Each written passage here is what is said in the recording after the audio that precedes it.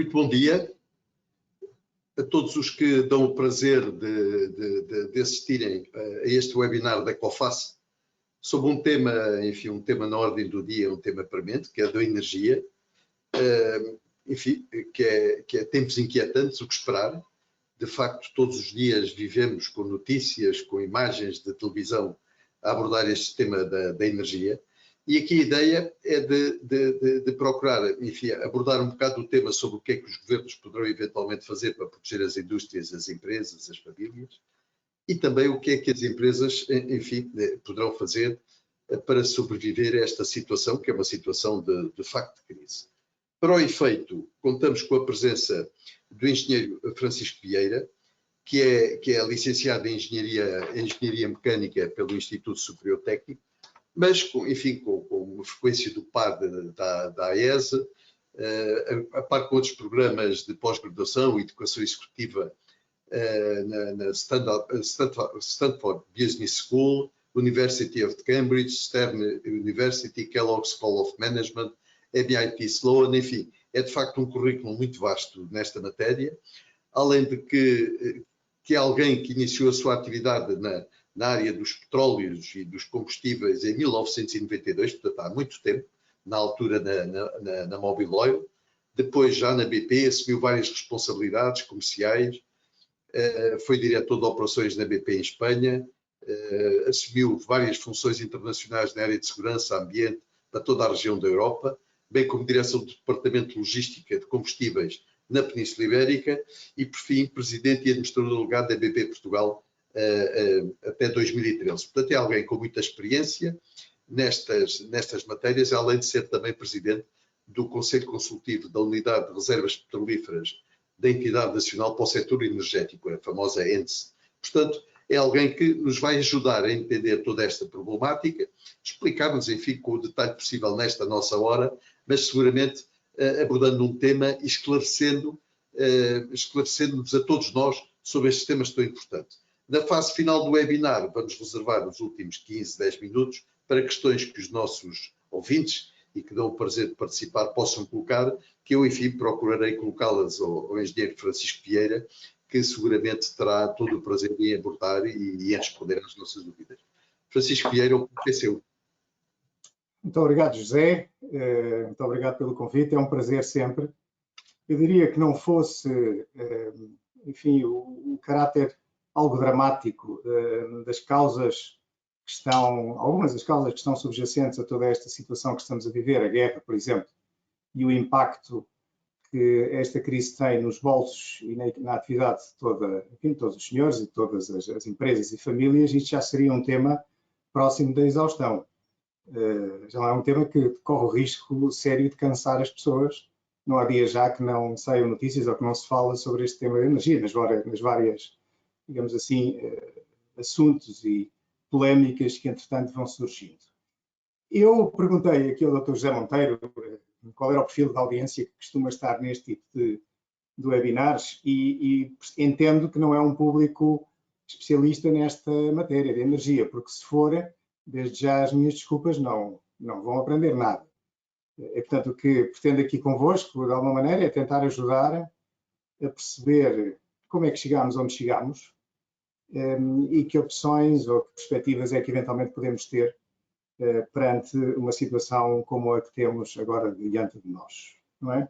Bom, e começo, digamos, eu suponho que estão a ver a apresentação partilhada, começo por vos dizer que claramente temos aqui um problema que tem a ver com uma escassez ou uma potencial escassez de produto, neste caso de produto que, digamos assim, constitui matéria-prima para a produção de energia, seja ela eletricidade ou outro tipo qualquer de energia, e fruto dessa escassez real ou virtual, uma situação de preços que nunca vista no nosso, enfim, pelo menos nos tempos modernos, na nossa sociedade, nomeadamente na Europa, desde que se constituiu este mercado de energia. É evidente que não é só a guerra que está a contribuir para isto. Há um ano, em novembro de 2021, não havia guerra ainda, todos desejávamos que nem sequer houvesse, provavelmente pensaríamos que estaríamos longe de, enfim, de uma situação destas. A verdade é que os preços, a partir de outubro de 2021, começaram a disparar loucamente.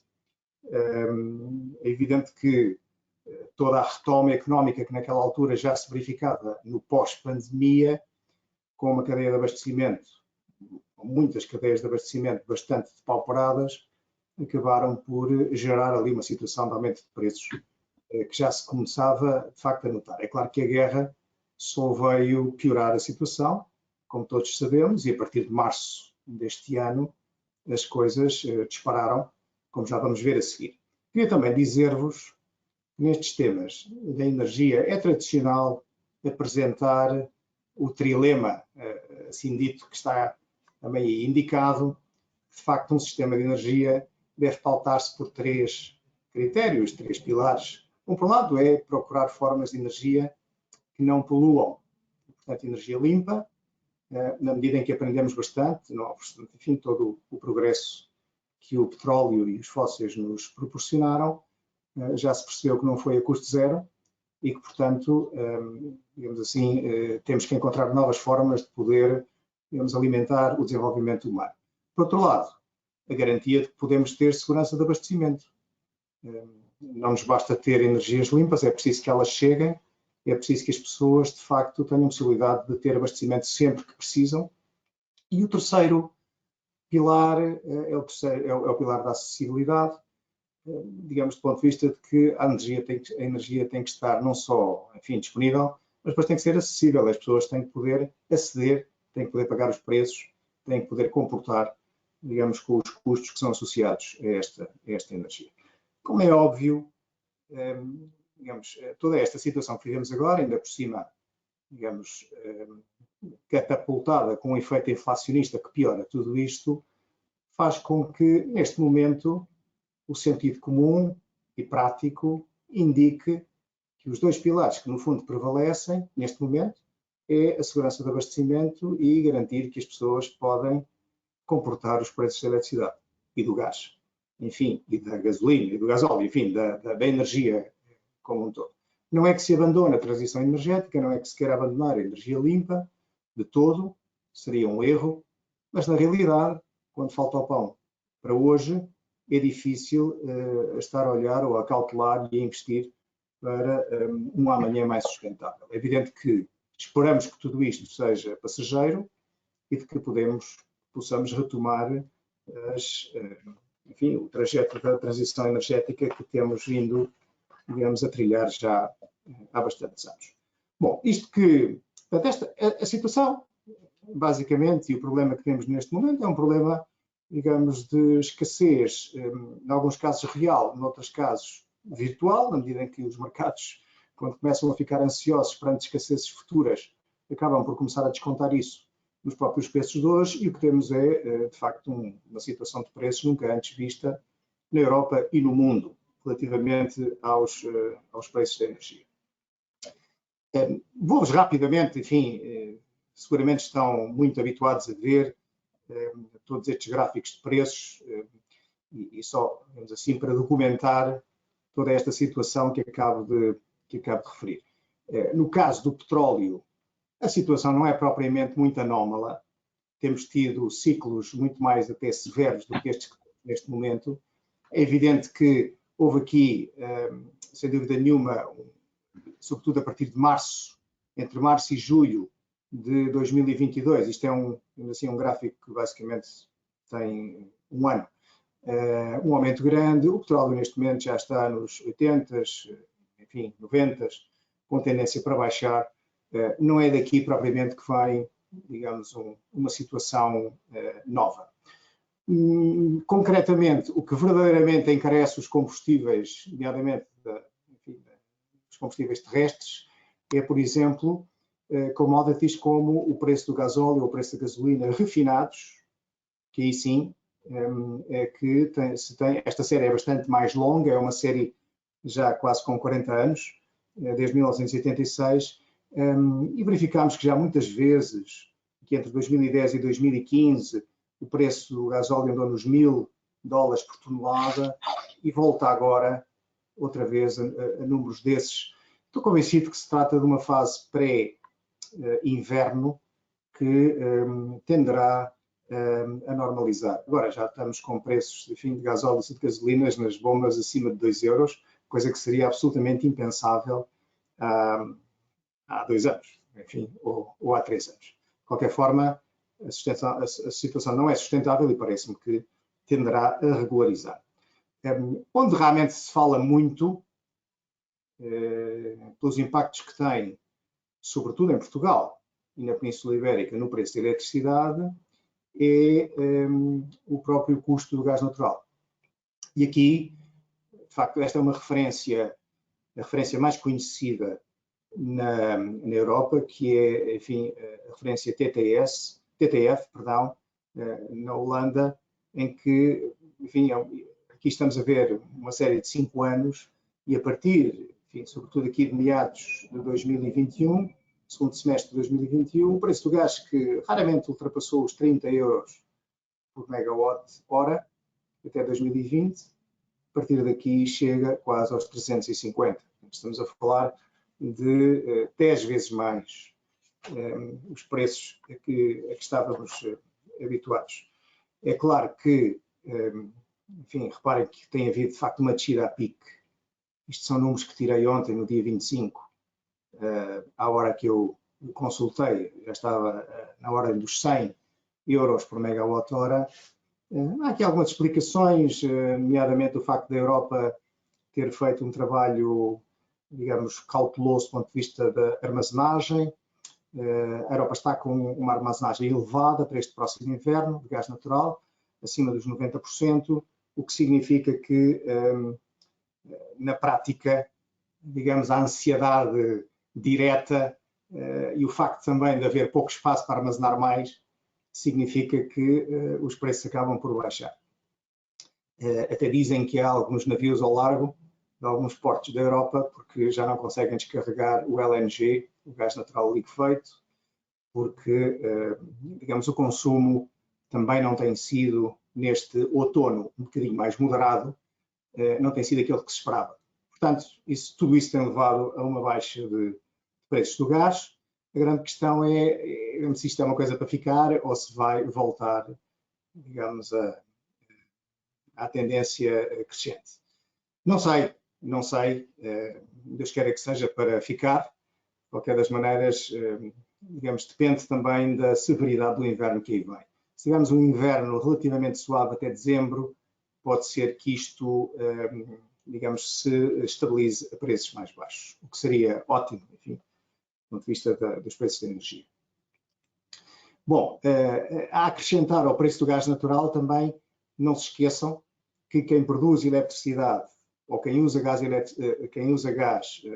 efeitos industriais, em processos industriais e, portanto, tem que o queimar, tem que pagar também taxas de carbono, o que significa que acresce ao custo da matéria-prima, propriamente dito, depois uma taxa proporcional à quantidade de emissões feitas. Mais uma vez, os preços andam aqui nos 75 dólares por tonelada de CO2, coisa que, enfim, há 5 anos ou há 4 anos andava nos 10, 15 dólares, não é? Há 2 anos andava nos 20, 25 dólares por tonelada. É evidente que o papel destas emissões ou deste mecanismo para licenças de emissões na Europa é exatamente esse.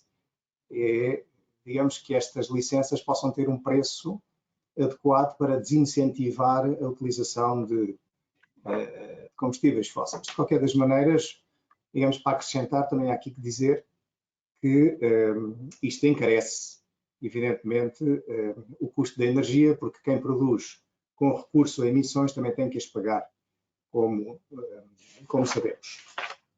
Por último, só, enfim, fazer-vos aqui um apontamento relativamente ao tema da eletricidade e, em concreto, aos preços da eletricidade na Península Ibérica, em Portugal e em Espanha.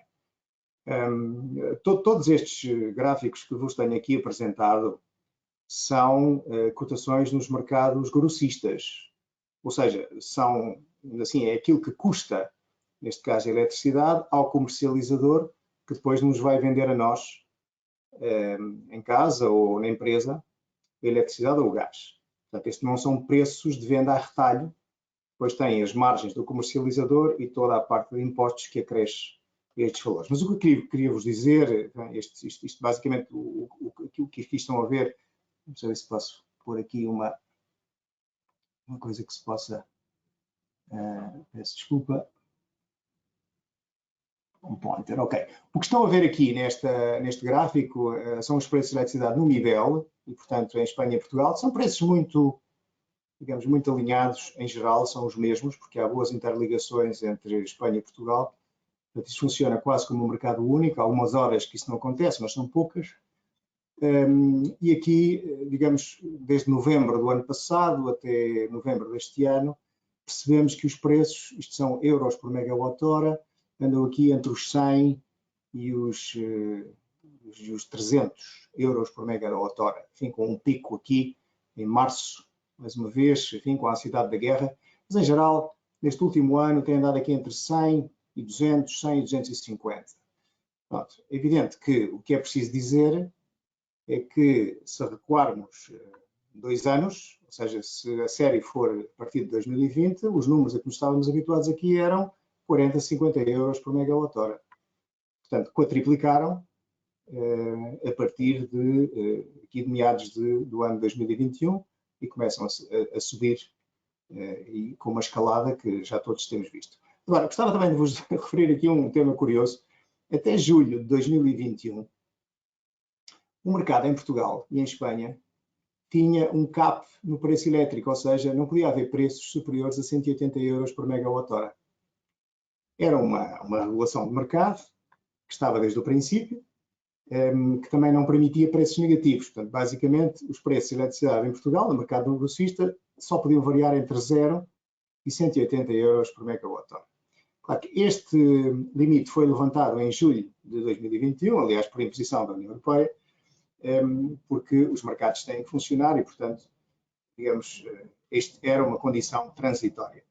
É evidente que não tem nada a ver com isso, como sabemos, mas a verdade é que, em má hora, levantámos este cap, porque a partir daí foi o que sabemos. Hoje em dia, o mercado nível da Península Ibérica, aliás também na Europa, pode variar entre os menos 500 euros por megawatt-hora, portanto podem ser preços negativos, e o máximo de 3.000 euros por megawatt-hora.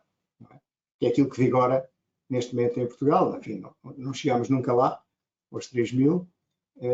Também não temos tido preços negativos, como todos sabemos, mas é curioso notar que até julho de 2021 os mercados aqui em Portugal e em Espanha tinham este cap. Também é preciso dizer... Sim. Francisco, só interromper para colocar uma questão que provavelmente os nossos ouvintes também terão. Este cap que estava definido a 180 significa que havia um cap que era fixado administrativamente e que, portanto, a oscilação para cima, quem é que pagava essa diferença?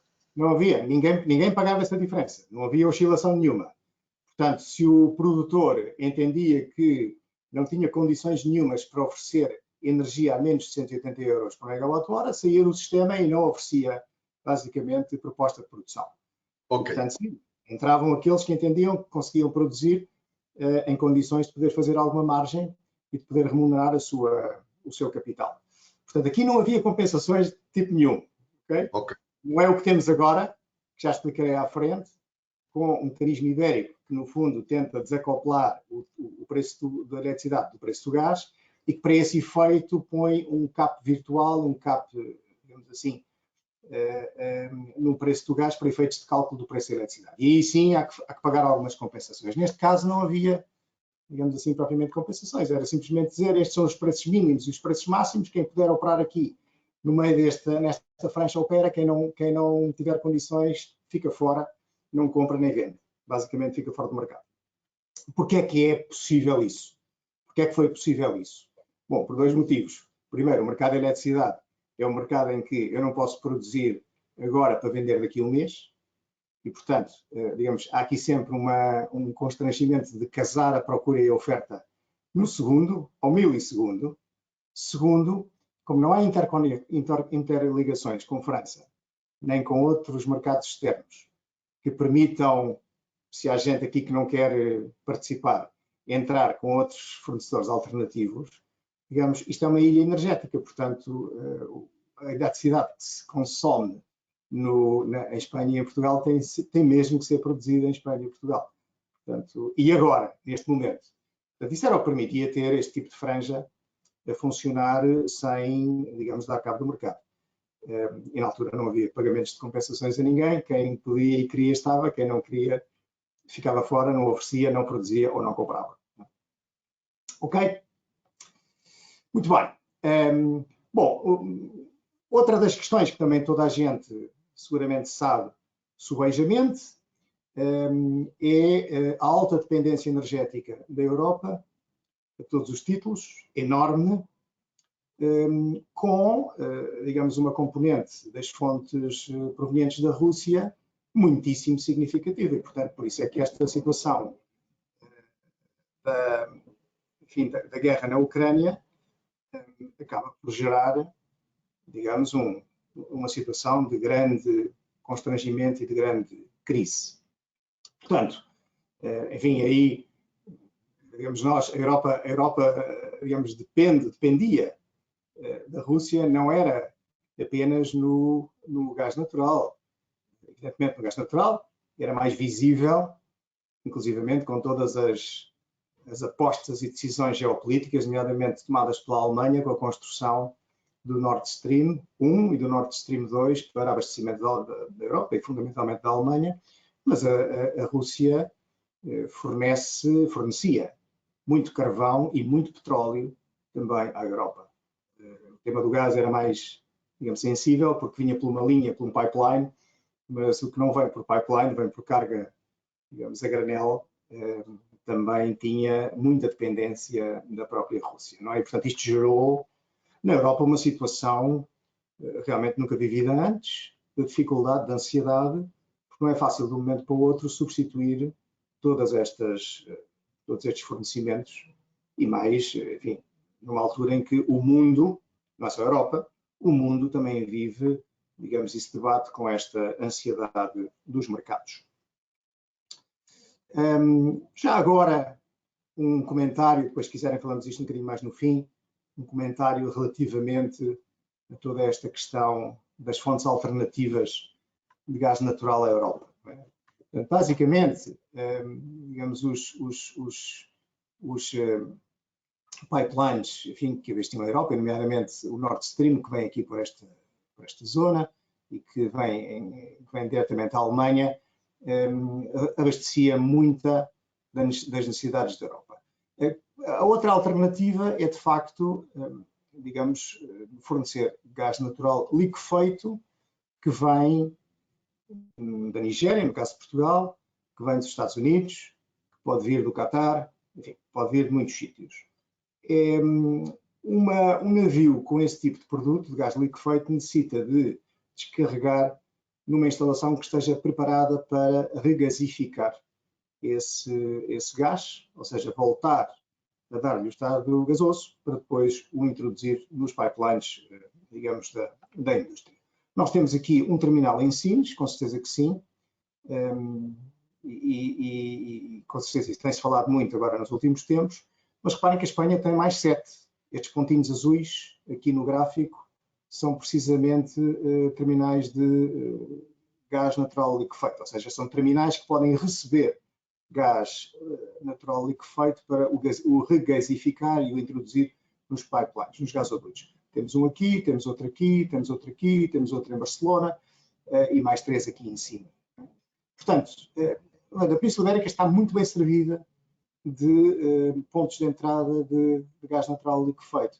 Quem não está servido de pontos de entrada de gás natural liquefeito é o norte da Europa. Temos um aqui em França, junto à Normandia, mas depois, enfim, toda esta zona norte tem muito poucos pontos de entrada e isso é um problema que neste momento está a ser resolvido com instalações provisórias construídas à pressa, nomeadamente na Alemanha, na Holanda e na Alemanha, para poder receber esses cargueiros de gás natural liquefeito, para suprir os abastecimentos por gasoduto que já não vêm da própria Rússia. Sobre o tema do nosso pipeline, corredor verde, etc. Depois, se quiserem no final falar um bocadinho sobre isso, com todo o gosto poderei falar.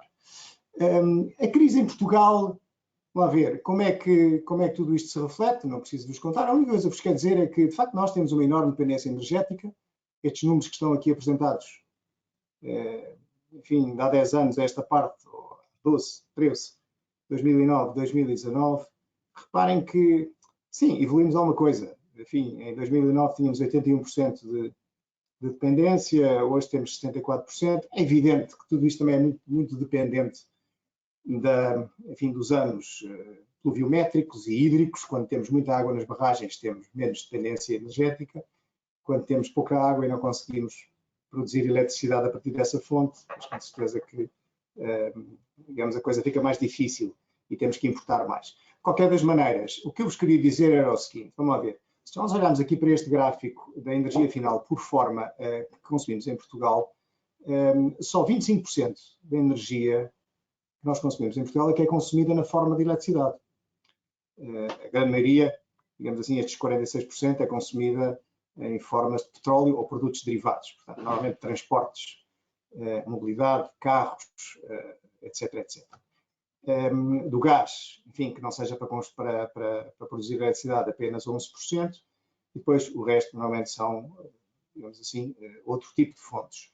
Agora, reparem que, vamos ver, enquanto tivermos apenas 25% de energia final consumida sob a forma de eletricidade, é muito difícil, digamos, descarbonizar esta economia, porque eu até posso ter a totalidade da eletricidade produzida por fontes renováveis. Agora, não vou passar os 25% de descarbonização. Portanto, neste momento temos até 50% ou 60%. Portugal tem, de facto, um share de, digamos, de eletricidade descarbonizada muito grande.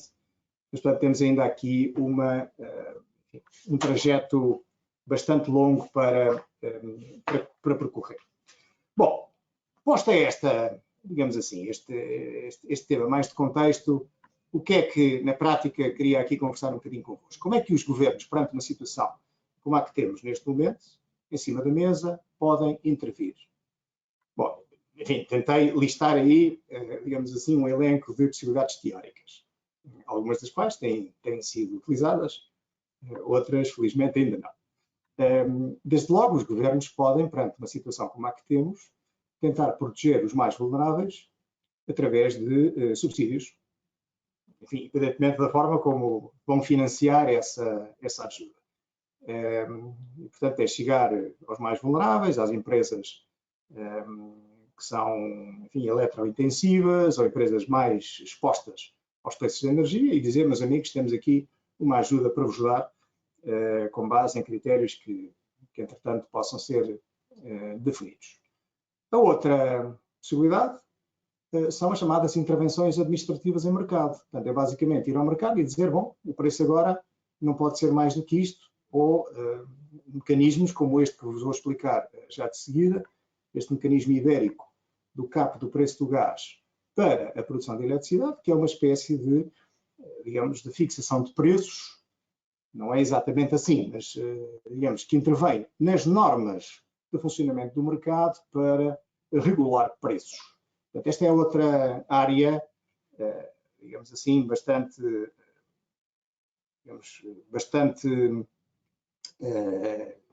assim, com uma tentação grande por parte de governos e de, enfim, reguladores. Depois há as chamadas medidas fiscais, que também estão em prática e que, no fundo, em concreto, neste caso, consiste em taxar aquilo a que alguns chamam lucros excessivos, outros chamam windfall profits, que são, no fundo, digamos, em teoria, resultados excepcionais, digamos, e desproporcionados, vamos assim chamar, auferidos pelas empresas fruto da conjuntura. E, portanto, os Estados entendem que devem ser, assim, partilhados com a sociedade e que devem financiar, digamos, os tais subsídios aos mais vulneráveis.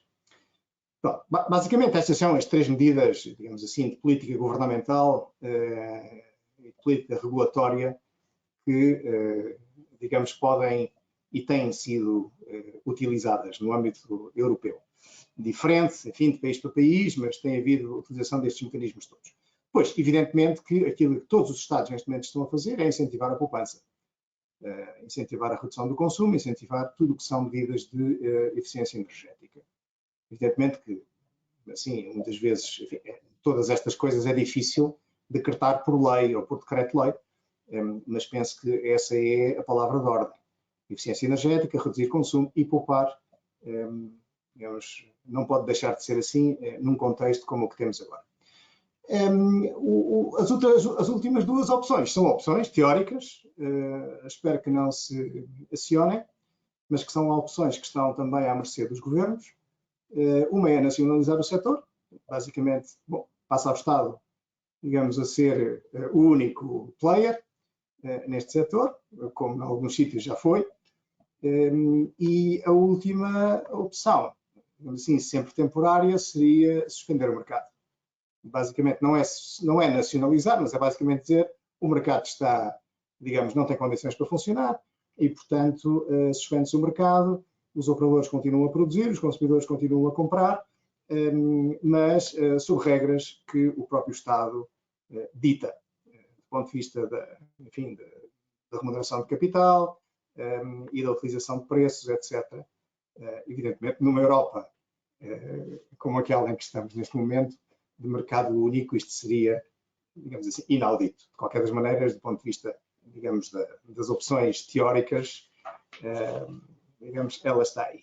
Eu quero-vos dizer que a grande discussão e as discussões que temos na Europa hoje relativamente a este tema têm a ver com, sobretudo, as discussões filosóficas sobre se deve subsidiar mais, se os governos devem intervir administrativamente nos mercados, até que ponto é que devem implementar medidas fiscais e política fiscal que vão retirar às empresas, digamos, esses lucros que estão a realizar, etc. Portanto, é todo este balanço que neste momento temos em presença que é objeto, enfim, das mais diversas opiniões e visões e abordagens. O que me parece, digamos, salutar, uma conversa salutar, embora muitas vezes, do ponto de vista de quem está nas empresas que produzem e estão neste momento a realizar ganhos importantes, não lhes agrada, do ponto de vista dos consumidores, evidentemente que agradecem tudo o que seja intervenção em prol também dos seus interesses e da sua proteção.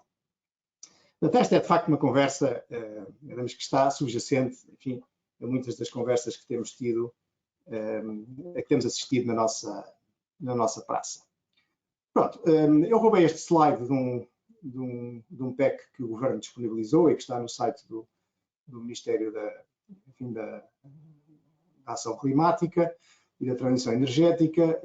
Aqui, basicamente, o que vos queria dizer é que, bom, há várias coisas que o Governo tem feito. Uma delas, que falaremos já a seguir, foi a adoção deste tal mecanismo ibérico feito em maio, que só se implementou aqui em junho, para tentar desacoplar o preço da eletricidade do preço do gás. Porque, na realidade, o que estava e o que está, em muitos casos, digamos, a fazer disparar o preço da eletricidade são os preços do gás.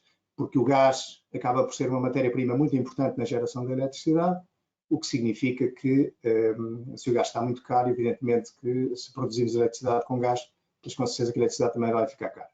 E, portanto, o que se está aqui a tentar é desacoplar o preço de um e do outro, já vos explico como, para tentar limitar, digamos, controlar o preço da eletricidade e não fazer com que dispare também sempre que o preço do gás, digamos, dispara, digamos, quase descontroladamente.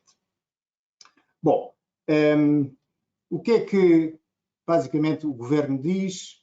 Que desde julho até setembro, 15 de julho até setembro, digamos, este mecanismo ibérico do cap do preço do gás para o desacoplar do preço da eletricidade já gerou benefícios na ordem dos 305 milhões de euros.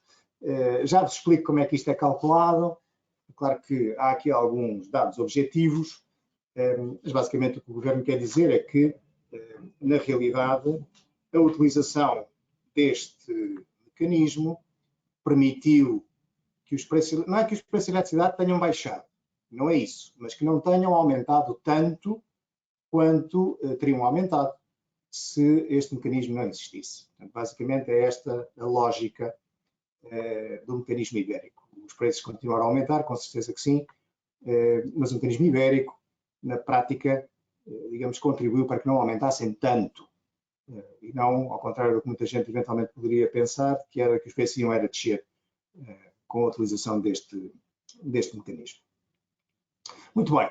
Então vamos lá ver. Eu desde já peço desculpa pela, digamos, simplificação grosseira que vou aqui usar e, portanto, pessoas que entendam deste tema, peço-vos que não se escandalizem por estas simplificações. Mas o objetivo é explicar-vos como é que funciona este mecanismo ibérico, que no fundo consiste em colocar um teto no preço do gás que é usado para produzir eletricidade. Ok? Pronto. Então, vamos lá ver. Imaginem que, digamos, nós, enfim, no nosso país, precisávamos, digamos, de 1000 unidades de energia, não vamos dar nenhum nome, não vamos dizer se são gigawatts, se são megawatts, hora, etc. Portanto, 1000 unidades de energia para abastecer as nossas necessidades, o nosso consumo, entre as 8 e as 9 da noite, num determinado dia. Okay? Que é assim que isto funciona. Digamos, todos os dias há leilões para cada uma das horas do dia seguinte. Pronto. Imaginem que, digamos, no sistema temos um produtor eólico, enfim, uma central, um conjunto de centrais eólicas, funcionam com o vento. Temos também uma central, um conjunto de centrais solares, fotovoltaicas. Temos uma central a biomassa e temos uma central a gás. Okay? Portanto, vamos imaginar para, digamos assim, por simplicidade e simplificação, que são estes os 4 produtores que podem, digamos assim, satisfazer as necessidades nesta hora de energia. Bem, imaginem que o produtor eólico diz: eu consigo, enfim, com o vento que prevejo que vou ter nesta hora, consigo satisfazer 600 unidades, por isso posso produzir 600 unidades e o preço que cobro será de 30 euros por unidade. Okay? É evidente que o nosso amigo da solar, entre as 8 e as 9, não vai ter sol, portanto, isto tenho pena, mas eu não posso contribuir para a produção de eletricidade, neste caso, nesta hora, portanto, eu não entro aqui no sistema. Depois o amigo da biomassa diz: bom, eu não tenho muita capacidade de produção, mas consigo produzir 100 unidades e o meu preço são 10 euros por unidade. E depois vem a central a gás que diz: bom, eu consigo produzir as 1000 unidades de energia e eletricidade que vão ser necessárias nessa hora, mas o meu preço são 250 euros, porque o gás está caro e, portanto, este é o preço mínimo que eu posso fazer. Perante isto, o gestor do sistema, que é quem decide quem produz o quê e a que horas, vai, digamos, usar aqui a sua ordem de mérito. Vai dizer quem é o primeiro que entra no sistema, que é sempre a biomassa. Na altura, enfim, antes era o carvão, ou nos países que têm energia nuclear, são as centrais nucleares. Porquê? Porque são normalmente centrais que já vêm a produzir das horas anteriores e, portanto, que eu não posso agora desligar, porque voltar a ligá-las tem um grande custo e um grande tempo de aquecimento. Portanto, a biomassa entra primeiro, significa que vai produzir 100 unidades, vai cobrar 10 euros por cada unidade, portanto tem uma expectativa de cobrar ali 1000 euros. Depois vêm os nossos amigos da central eólica, com as seus 600 unidades, e portanto, cobrando 600 a 30 euros, tem a expectativa de cobrar 18.000 euros, mas ainda não chegou, ainda não consegui chegar, digamos, às 1000 unidades que o sistema necessita entre as 8 e as 9 da noite. Portanto, eu vou ter que usar a central a gás para complementar, digamos, aquelas 300 unidades, e vou ter que pagar 250 euros, que foi, digamos, o preço que a central indicou.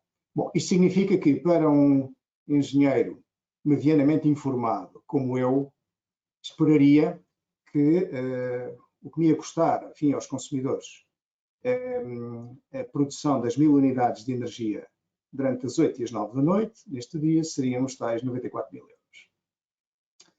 Nada mais errado, porque os economistas sabem um pouco mais disto, e o modelo dos preços marginais determina outro racional, que é aquele que funciona nos mercados de eletricidade. E o racional é o seguinte, ok? O racional é o chamado modelo marginalista, em que toda a gente vai auferir do último preço, do preço marginal do gás, do último preço que fechou, digamos, a produção destas 1000 unidades, que foi a central a gás. E, portanto, não é só a central a gás que recebe os 250 euros, mas sim todos os anteriores produtores que ofereceram muito menos, mas que vão produzir durante esta hora. E, portanto, aqui os nossos amigos da biomassa não vão receber 1000, mas vão receber 25.000. A mesma coisa, os nossos amigos da central eólica, em vez dos 18.000 que tinham expectativa, vão receber 150.000. E os do gás, obviamente, vão receber, digamos, a mesma coisa. Não é? Pronto. Então, isto é como tem funcionado este mercado em modelo marginalista em Portugal, em Espanha e na Europa, de eletricidade. Assim funciona há mais de 10 anos, ou de 15 anos. E, portanto, em que é que consiste este mecanismo que agora temos aqui em presença? O que é que fizeram os governantes de Espanha e de Portugal? Bom, basicamente disseram o seguinte, vamos lá ver. Este preço dos 250 euros, que foi, digamos, utilizado pela central a gás, é elevado porque o preço do gás natural também está elevado. Aqui eu assumi que seriam, digamos assim, 120. O preço do gás, este preço de 250 é o preço da eletricidade. O preço do gás, como está elevado, deu origem também a um preço da eletricidade produzida com gás elevado. Portanto, o que os governos de Portugal e Espanha fizeram foi, não, a central de gás vai fazer o seu preço admitindo que a referência para o preço do gás natural são 40 euros por megawatt-hora, neste caso por unidade. Este cap ibérico são 40 euros. Portanto, tudo o que é central a gás vai ter que ajustar o seu preço, assumindo que o gás lhes custaria apenas 40 euros e não o preço que digamos, a que o gás está verdadeiramente nos mercados. Se assim fosse, e admitindo, mais uma vez aqui com uma simplificação grosseira, se eu retirar, digamos assim, 80 euros, que é diferente entre os 120 e os 40, aos 250, o preço a que a central de gás natural iria ofertar para esta hora não seria 250 euros, mas seria 170 euros. E, portanto, o que acontece aqui, basicamente, é o mecanismo ibérico faz com que o preço que vai vigorar nesta hora não são os tais 250, mas são os 170 euros por unidade. E, portanto, enfim, quer a central eólica, quer a biomassa, já não vão oferir dos 250 euros, vão apenas oferir dos 170 euros. Mas, obviamente, que a central a gás está prejudicada, porque a central a gás comprou o gás a 120 euros, não o comprou a 40. E, portanto, o que acontece é que, sim, a central a gás é, na prática, compensada, é a única que é compensada e vai, de facto, poder cobrar os 250. Todos os outros cobram apenas 170. E, portanto, aquilo que eu pensava como engenheiro mediamente informado que ia custar, digamos, a produção das 1000 unidades de energia durante esta hora, não são nem os 94.000 euros que esperaria que fossem, nem os 250.000 euros, que seria, digamos assim, a aplicação das regras de mercado, mas um novo valor que resulta do mecanismo ibérico, que são os 194.000 euros. Portanto, na realidade, acontece que a central a gás não ficou prejudicada, realmente cobrou os mesmos 75.000 euros que cobraria se tivesse, digamos, cobrado os 250 euros por unidade de energia, mas quer a eólica, quer a biomassa, não realizaram aquilo que, de acordo com as regras de mercado, poderiam ter realizado. E, portanto, quem é que fica satisfeito com esta situação? Pois, desde logo, o consumidor, que em vez dos 250.000 só pagou os 194.000. A central a gás, porque não foi penalizada. E, portanto, digamos assim, não foi prejudicada pelo facto de estar a usar um preço de gás inferior. Quem é que não gosta desta brincadeira? Obviamente que a central a massa não achou brincadeira, não achou graça, o produtor eólico não achou graça, os defensores do mercado não acham graça, porque isto é uma intervenção em mercado, e, obviamente, tudo que são os opositores aos fósseis também não acham graça, porque, na realidade, o que está aqui em causa é quase que incentivar o uso do gás, ou seja, o gás pode estar ao preço que tiver, porque as centrais a gás nunca vão ser prejudicadas, vão sempre ser compensadas pela produção que tiverem, e, portanto, há aqui também um fator que não é, digamos assim, despiciente. Andando, o Governo, entretanto, fez, digamos, uma resolução do Conselho de Ministros, no dia 8 de setembro, em que determinou uma série de aspectos que, digamos, para garantir a segurança de abastecimento do país.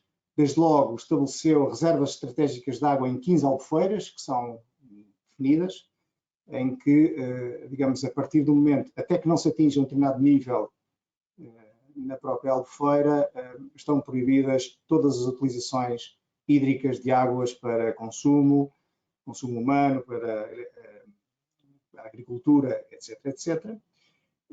Autorizou um investimento de 4,5 milhões de euros em Sines para equipamento que permite fazer a trasfega de gás natural entre navios. Eu, sinceramente, não percebo muito bem isto, até porque, digamos, o único racional que eventualmente possa ter é fazer a trasfega de gás natural de metaneiros que vêm dos Estados Unidos, por exemplo, para metaneiros mais pequenos que possam depois descarregar em portos da Europa com menos calado para os navios, e o reforço da capacidade de armazenagem subterrânea numa zona onde temos cavernas de armazenagem de gás natural, no Carriço, ali para a zona de Pombal. Eu vou ter que ligar aqui. José, espero que isto funcione bem e que não haja problemas outra vez de desligar, mas se eventualmente se desligasse, eu voltaria rapidamente digamos, a voltar a ligar. Okay. Ora bem, depois, o Governo também, digamos, fez na mesma resolução do Conselho de Ministros, um plano, digamos, de poupança de energia com uma série de recomendações. Recomendo que possam até dar uma olhada nela. A resolução do Conselho de Ministros 82/2022, 8 de setembro, que tem uma série de aspectos interessantes, que podem até ser, digamos, inspiradores para quem gera empresas e quem tem unidades industriais ou comerciais que possam eventualmente ser, digamos assim, beneficiadas com este tipo de poupança. Portanto, aconselho-vos, se quiserem dar uma olhada, digamos, acho que é sempre vantajoso. Como sabem, houve um acordo que agora, digamos assim, foi transferido para o próprio Orçamento de Estado, mas que resulta do acordo de concertação social a médio prazo para a melhoria de rendimentos, dos salários e da competitividade, e que determina cerca de 3 mil milhões de euros de apoios no mercado energético, no setor energético, 2 mil para a eletricidade, 1.000 para o gás natural, e que na prática basicamente consiste entre subsídios e, digamos, apoios às empresas para, no fundo, aligeirar, amenizar a fatura energética. Existem alguns valores que estão aqui, redução da fatura de energia em 2023, no caso da eletricidade, 30% a 31%, no caso do gás natural, de 23% a 42%. Eu chamo a atenção que isto não são reduções em relação aos valores que os senhores têm agora. Isto são reduções em relação a valores estimados e esperados, com a evolução normal do mercado, se não existisse este apoio dos 3 mil milhões. Portanto, o que estes 3 mil milhões vão fazer é, em vez de pagarem 4 vezes mais, ou de pagarmos 4 vezes mais, vamos ter, em relação a esse número de 4 vezes mais, ter 30% a 31%, 23% a 42%, no caso do gás natural, para, digamos assim, amenizar a fatura energética. Portanto, sim, digamos assim, agradece, são apoios bem-vindos, mas isto não significa que o preço da energia, da eletricidade e do gás natural não vá subir, e muito, em 2023. Portanto, só para ficarmos todos claros, não se trata de reduções relativamente ao nível que temos neste momento. Eu termino, até para deixar alguns minutinhos para alguma pergunta que eventualmente possam ter, dando-vos conta desta declaração da senhora Ursula von der Leyen, em junho de 2022, em que basicamente reconhece que o sistema de mercado, nomeadamente a eletricidade na Europa, não funciona mais.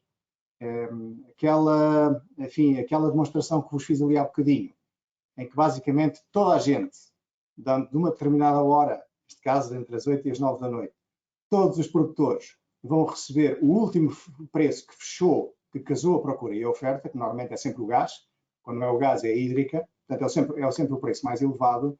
Isso significa que, digamos, foi útil enquanto foi, digamos, bom para promover as energias renováveis. Agora, perante a situação que estamos a ter, e face a mecanismos como estes que Espanha e Portugal optaram, está claro que o que fizemos foi, aqui em Espanha e em Portugal, foi, digamos, suspender este modelo de mercado até encontrar uma forma melhor. O que esta senhora diz é basicamente dizer this market system does not work anymore. Portanto, o que só podemos esperar é de que a breve trecho, estas coisas na Europa não se alteram com facilidade, mas a breve trecho, o que vamos esperar é que o sistema de funcionamento e o modelo de funcionamento do mercado elétrico, em concreto, para estabelecimento de preços entre oferta e procura, vai mudar e tem que mudar. Isto já não faz sentido, de acordo com muitas pessoas. Enfim, há alguns defensores mais puristas que entendem que isto é um período excepcional, o mercado está exatamente a funcionar como teria que funcionar e voltará a estabilizar-se. Mas, enfim, as expectativas são, de facto, que o mercado terá que ser, digamos, remodelado e o próprio modelo já não funciona, como está à vista. O que é que eu vos diria, do ponto de vista das empresas, do ponto de vista, enfim, também de alguns particulares, perante a conjuntura que temos? Bom, eu sei que este cenário inflacionista que temos neste momento não é propriamente resultado de um aumento disparado da procura, perdão, nem do consumo. Isto tem, digamos, razões bem mais conhecidas, nomeadamente o tema da guerra, etc. Mas o que vos queria dizer é que, em tempos como estes, todas as oportunidades de poupar e de reduzir consumo e de iniciativas de eficiência energética são todas muito bem-vindas. Portanto, de facto, a fórmula, em tempos, até para reduzir a fatura, são poupar, poupar, poupar. E o governo também, e os governos também têm sido, digamos assim, bastante vocais relativamente a esta recomendação. Pois, recomendo que estejam bastante atentos aos apoios públicos que têm sido anunciados, pelo menos tem havido muitos milhões e bilhões, espero que eles cheguem de facto à indústria. Dizer-vos que quem apostou em projetos de autoconsumo e de fontes próprias de produção de eletricidade, com painéis solares ou outro tipo de biomassa, etc., evidentemente que neste momento estará melhor do que quem dependa inteiramente de fornecimentos da rede, com certeza que sim.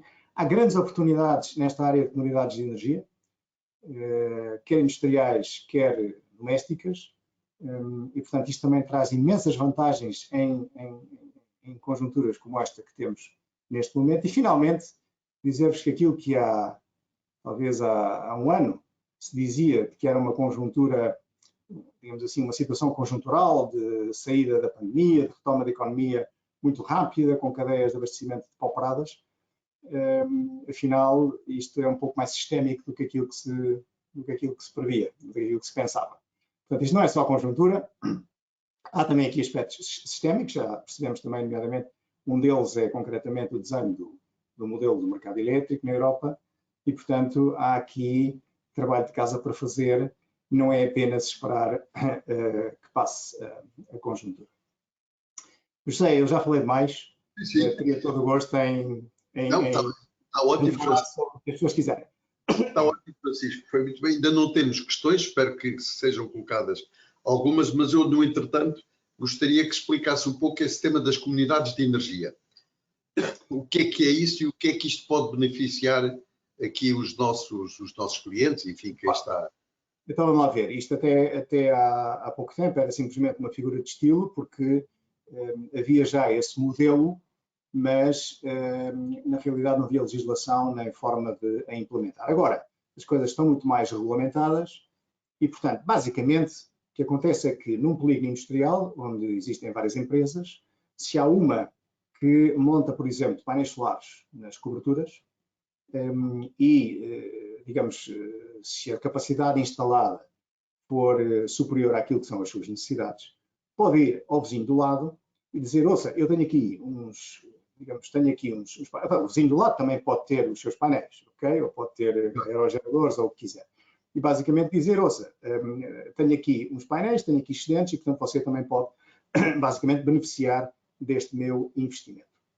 E, portanto, o que está estabelecido, e a mesma coisa com particulares, nomeadamente, por exemplo, toda esta questão de, em propriedade horizontal, na prática, num prédio ou num edifício de apartamentos, digamos, os painéis que estão na cobertura poderem, digamos assim, ser de proveito para todos os condóminos. Bom, portanto, são esquemas que permitem associar consumidores, agregar consumos e tirar grandes vantagens desta nova legislação. Normalmente, digamos, os próprios comercializadores de energia elétrica, em concreto, estão-se a preparar e têm já, digamos, modelos e formatos de oferta que apresentam às empresas, sobretudo quando há possibilidade, de facto, de ter vizinhança que possa depois também aderir ao esquema da comunidade de energia. Portanto, deixaram as empresas, neste caso, estar por sua conta apenas, e mesmo que não tenham elas próprias um investimento de painéis solares nas coberturas, se o colega do lado tiver, pode haver benefícios claros se os vizinhos se associam num regime de comunidade de energia que está estabelecido por lei. Tem alguns requisitos, tem algum tipo de limitações, mas claramente, digamos, uma via de futuro e que deve ser aproveitada pelas empresas se tiverem essa oportunidade. Os comercializadores explicam muito bem como é que isso funciona e têm muito interesse em promover esse modelo também. Certo. Eu tinha aqui uma questão colocada pela Inês Marques, que tem a ver com se é possível explicar um pouco o reforço de afetação de receitas do SEN em junho de 2022, que eu presumo que é aquelas iniciativas para conter os preços de energia. Sim. Vamos lá ver se eu consigo chegar aqui ao slide onde isso está. Okay. É esse. Portanto, é esta afetação da receita do Sistema Elétrico Nacional. Vamos lá ver. Eu de facto, eu não sou especialista nisto, mas basicamente, digamos, o que o governo pretende com este tipo de, digamos, de afetação de fundos e receitas é, na prática, conseguir reduzir as tarifas de acesso às redes de eletricidade. Portanto, como uma medida de aligerar a fatura energética às empresas enfim, aos grandes consumidores que estão ligados em muito alta tensão, ou então aos industriais que estão em alta tensão ou em média tensão.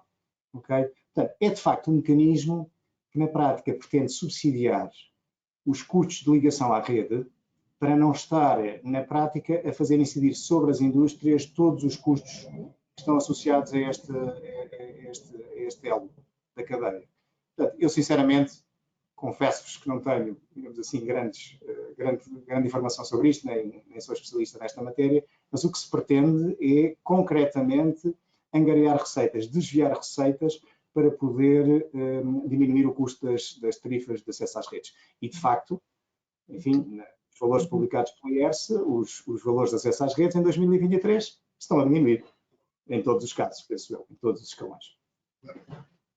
Uma outra questão que é interessante, porque falta um minuto, estamos quase em cima, mas muito rapidamente, este tema que agora se discute muito dos pipelines e do reforço de pipelines e que está agora muito na ordem dos dias, eu percebo que isto possa beneficiar, quer em fontes alternativas, porque se fala também no hidrogênio e de abastecimento de gás à Europa, mas em que é que isto, por exemplo, pode beneficiar o país do ponto de vista de preço ou do ponto de vista de abastecimento?